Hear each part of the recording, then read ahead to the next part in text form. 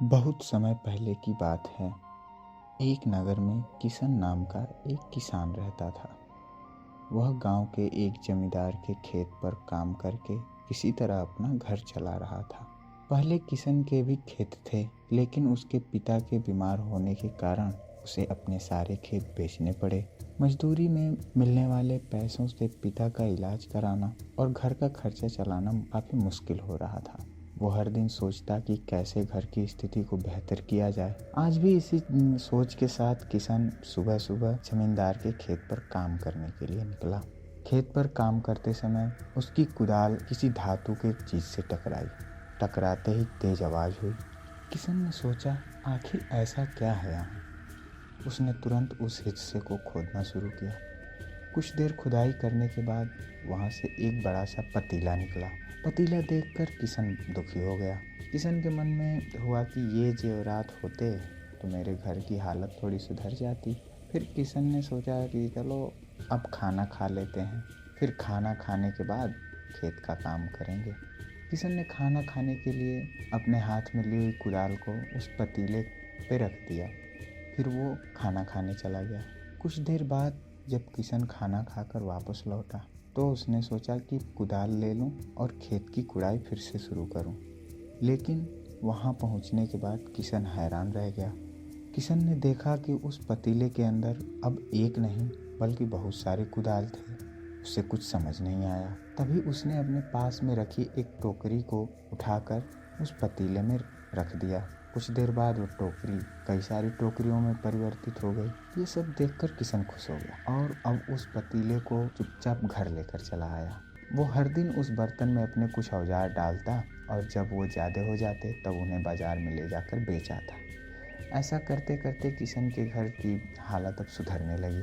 उसने इस तरह से बहुत पैसे कमाए और अपने पिता का इलाज भी करवा लिया। एक दिन किशन ने कुछ गहने खरीदे और उन्हें भी पतीले में डाल दिया। वो गहने भी बहुत सारे बन गए।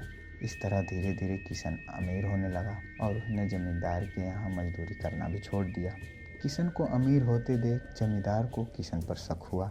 वो सीधे किशन के घर पहुंचा। वहां जाकर उसे जादुई पतीले के बारे में पता चला। उसने किशन से पूछा, तुमने यह पतीला कब और किसके घर से चुराया? डरी हुई आवाज में किशन बोला, साहब ये पतीला मुझे खेत में खुदाई करते समय मिला था।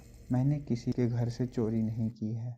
खेत में खुदाई की बात सुनते ही जमींदार ने कहा, यह पतीला जब मेरे खेत से मिला तो यह मेरा हुआ। किशन ने जादुई पतीला ना लेकर जाने की बहुत मिन्नतें की, लेकिन जमींदार ने उसकी एक नहीं सुनी। वो जबरदस्ती अपने साथ वो जादुई पतीला लेकर चला गया। जमींदार ने भी किशन की ही तरह उसमें सामान डालकर उन्हें बढ़ाना शुरू किया। एक दिन जमींदार ने अपने घर में मौजूद सारे गहने एक एक करके उस पतीले में डाल दिए और रातों रात बहुत अमीर हो गया। एकदम से जमींदार के अमीर होने की खबर उस नगर के राजा तक पहुंच गई। पता लगाने पर राजा को भी जादुई पतीले की जानकारी मिली। फिर क्या था, राजा ने तुरंत अपने लोगों को भेजकर जमींदार के यहाँ से वो पतीला राजमहल मंगवा लिया। राजमहल में उस जादुई पतीले के पहुँचते ही राजा ने अपने आसपास मौजूद सामान को उसमें डालना शुरू किया। सामान को बढ़ता देखकर राजा दंग रह गया। इतना सब कुछ हो ही रहा था कि आखिर में राजा खुद पतीले के अंदर चला गया। देखते ही देखते उस पतीले से बहुत सारे राजा निकल आए। पतीले से निकला हर राजा बोलता, मैं इस नगर का असली राजा हूँ, तुम्हें तो इस जादुई पतीले ने बनाया है। ऐसा होते होते सारे राजा आपस में लड़ने लगे। लड़ते लड़ते मर गए। लड़ाई के दौरान वो जादुई पतीला भी टूट गया। जादुई पतीले के कारण राजमहल में हुई इस भयानक लड़ाई के बारे में नगर में सबको पता चल गया।